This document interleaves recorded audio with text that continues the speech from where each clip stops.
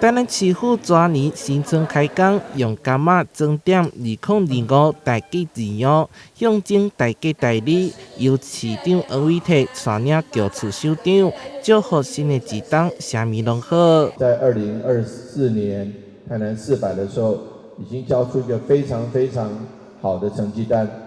这不是我市长在讲的，连中央的长官从2024年开年的台湾灯会，一直到这个台湾设计展，一直到这个年底的活动，很多活动，包括其他县市，包括中央，首长、总统、院长都非常的肯定。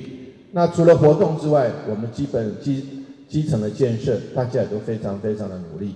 去年台南市把成果相当的好，市政建设嘛同款备受肯定。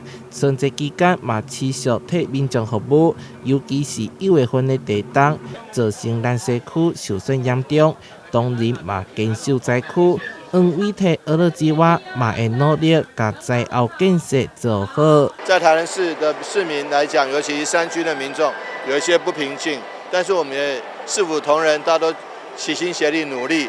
来让这个灾民也感受到过年的气氛。